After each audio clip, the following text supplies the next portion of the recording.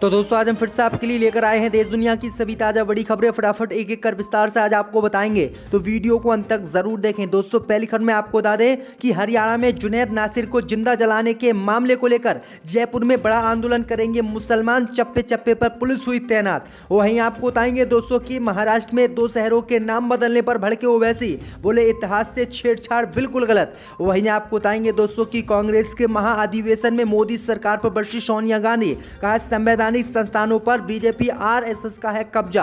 वहीं आपको बताएंगे दोस्तों कि यूपी में जारी है जंगल राज, बीजेपी की डबल इंजन सरकार पूरी तरह से विफल, अखिलेश यादव ने बीजेपी पर बोला हमला।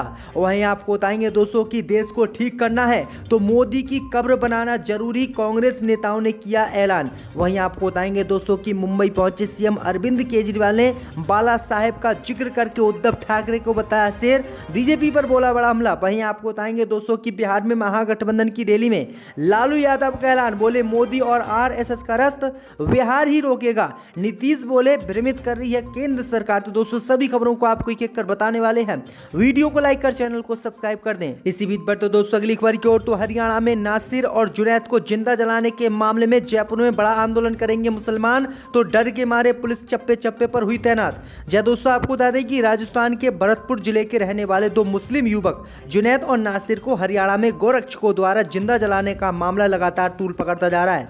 मामले में अभी सभी आरोपियों की गिरफ्तारी पूरी नहीं हुई है, लेकिन एक के बाद एक आरोपी द्वारा जारी किए गए वीडियो पुलिस की चिंता बढ़ा रहे हैं। इस बीच राजस्थान में पुलिस की चिंता एक बार फिर से बढ़ चुकी है, क्योंकि इस बार दोनों मृतकों के हत्यारों की मांग को लेकर ग्रामीण जयपुर कूच करने की तैयारी में है। ग्रामीणों ने कहा है कि जुनैद और नासिर को जिन गोरक्षकों ने जिंदा जलाया है उनको फांसी होनी चाहिए और उनके खिलाफ कार्रवाई होनी चाहिए। अगर उनके खिलाफ कार्रवाई नहीं होती है तो जयपुर में वो बड़ा आंदोलन करेंगे।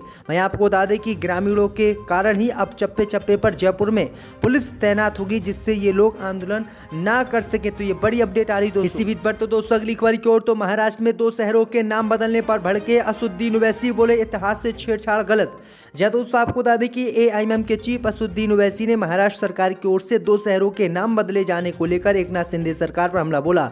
ओवैसी ने कहा कि हमारे इलाके का फैसला हमारे लोग करेंगे, एकनाथ शिंदे, देवेंद्र फडणवीस या उद्धव ठाकरे नहीं कर सकते। दरअसल आपको बता दें कि महाराष्ट्र की सरकार ने बीते ही दिनों औरंगाबाद और उस्मानाबाद का नाम बदल दिया था, और अब औरंगाबाद का नाम बदलकर छत्रपति संभाजीनगर और उस्मानाबाद का नाम धारा शिव कर दिया गया है। नाम बदले जाने पर ओवैसी नाराज हो गया और ओवैसी ने कहा कि हमारे इतिहास से छेड़छाड़ की जा रही है और हिंदूवादी नामों को रखा जा रहा है। जो मुस्लिम तहजीब से नाम रखे गए हैं उनको लगातार बदला जा रहा है, जो कि बिल्कुल गलत फैसला है। तो ये बड़ी अपडेट आ रही है, असदुद्दीन ओवैसी इस मामले को लेकर भड़क गए हैं। इसी बीच पर तो दोस्तों अगली खबर की ओर, तो कांग्रेस महाधिवेशन, मोदी सरकार पर बरसी सोनिया गांधी, कहा संवैधानिक संस्थानों पर बीजेपी आरएसएस का है कब्जा।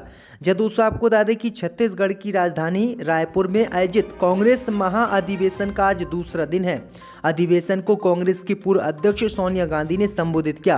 अधिवेशन को संबोधित करते हुए सोनिया गांधी ने कहा कि जो कुछ भी मैंने कांग्रेस अध्यक्ष रहते हुए और यूपीए सरकार के दौरान किया, उसके बारे अधिवेशन में आज जो कुछ भी कहा गया उसके लिए मैं आभार व्यक्त करना चाहती हूँ। सोनिया गांधी ने कहा है कि बीजेपी और आरएसएस के लोगों ने सरकारी संवैधानिक संस्थानों पर कब्जा कर रखा है। अगर हमारी सरकार बनेगी तो इनको मुक्त किया जाएगा और आरएसएस बीजेपी के चंगुल से इन संस्थानों को छुड़ाया जाएगा। तो ये बड़ी अपडेट आ रही है दोस्तों कि सोनिया गांधी ने बड़ा हमला बीजेपी पर बोला है। इसी बीच पर तो दोस्तों अगली खबर की ओर, तो बीजेपी की डबल इंजन सरकार उत्तर प्रदेश में विफल, यूपी में जंगल राज जारी, अखिलेश यादव ने भाजपा पर बोला हमला।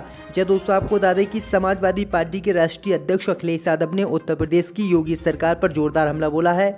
उन्होंने कहा है कि राजूपाल हत्याकांड के मुख्य गवाह एडवोकेट की सरेआम दिन दहाड़े ढंग से हत्या कर दी गई और यही हत्या कानून की उत्तर प्रदेश में पोल खोल रही है। अखिलेश यादव ने कहा है कि बीजेपी सरकार ने राज्य में कानून की धज्जियां उड़ा दी हैं, प्रदेश में किसी की भी जिंदगी सुरक्षित नहीं है, पूरे राज्य में अराजकता फैली हुई है। अखिलेश यादव ने शनिवार को लखनऊ में अपने बयान में कहा है कि प्रयागराज में ऐसी घटना फिल्मी अंदाज में होती थी, लेकिन अब ये जो है रियल में हो रही हैं। ऐसी घटनाएं हम फिल्मों में देखते थे, लेकिन उत्तर प्रदेश में जब से बीजेपी की सरकार बनी है तब से ऐसी घटनाएं आम हो गई हैं।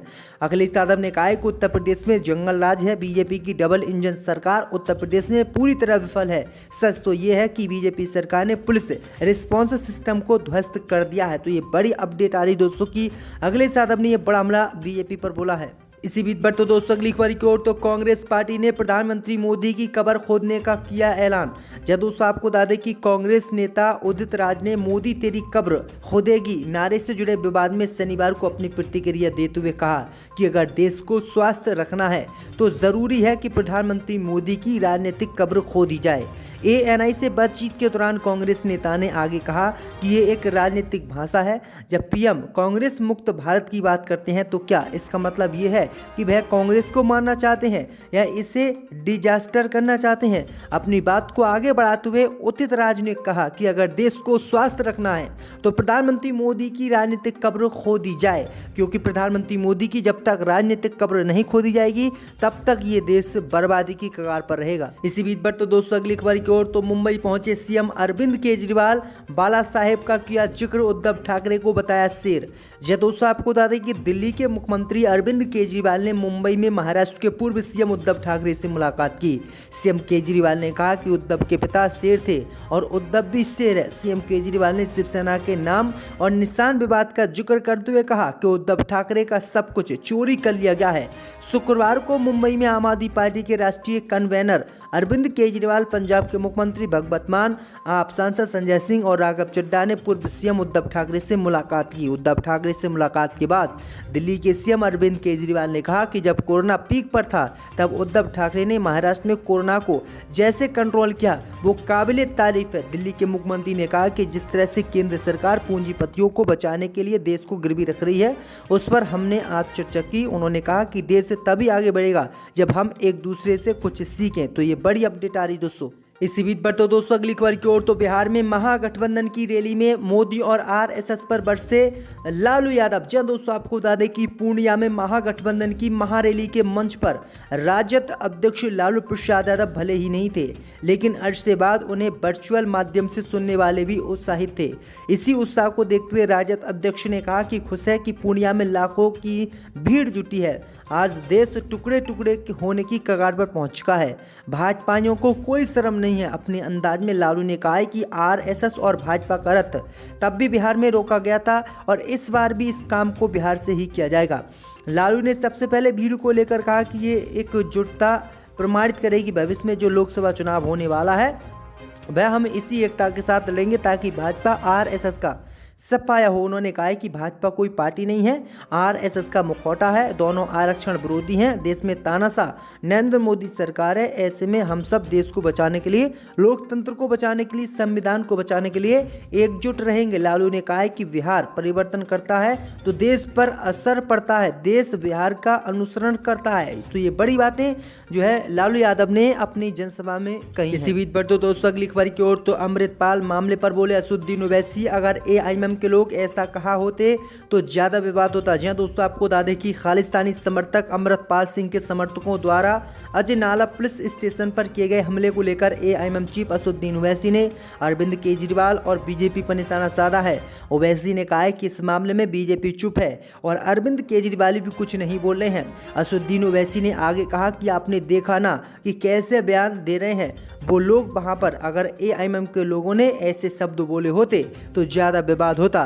बीजेपी चुप है, अमृतपाल सिंह पर खामोश है। बीजेपी ये समझ नहीं आ रहा है कि कल छोटा रिचार्ज मुंबई आया था, उसने भी कुछ नहीं बोला पंजाब पर।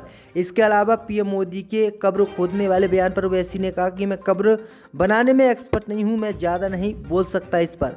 तो ये बड़ी अपडेट आ रही है। इसी बीच पर तो दोस्तों अगली खबर की ओर, तो बिहार में शुरू हुआ किसान आंदोलन, साथ दिखे राकेश टिकैत और सुधाकर सिंह। जय दोस्तों आपको बता दें कि किसानों की समस्या को लेकर भारतीय किसान यूनियन के नेता राकेश टिकैत द्वारा कैमूर में यानी 25 फरवरी को किसान महापंचायत लगाई गई। किसानों की समस्याओं को लेकर इसका शंखनाद पहले ही बक्सर पहुंचे किसान नेता राकेश टिकैत द्वारा किया जा चुका है। कैमूर में आयोजित इस कार्यक्रम में बतौर विशिष्ट अतिथि बिहार सरकार में कृषि मंत्री रह चुके राजद विधायक सुधाकर सिंह भी शामिल हो रहे हैं। कैमूर में किसानों की समस्या को लेकर महापंचायत कर रहे राकेश टिकैत ने कहा कि अपना बिहार और अपना खेत का नारा लग चुका है। जल्द ही बिहार मुक्ति अभियान चलाया जाएगा और यहाँ की मीडिया भी आज़ाद होगी। उन्होंने कहा कि बिहार की मीडिया जब तक आज़ाद नहीं होगी, किसानों का ट्रैक्टर मार्च चलता रहेगा। आने वाले दिनों में इसका नज़ारा पटना की सड़कों पर भी देखने को मिलेगा। किसानों को लेकर राकेश टिकैत की इस मुहिम में पूर्व मंत्री सुधाकर सिंह भी उनका साथ दे रहे हैं। तो ये बड़ी अपडेट आ रही है।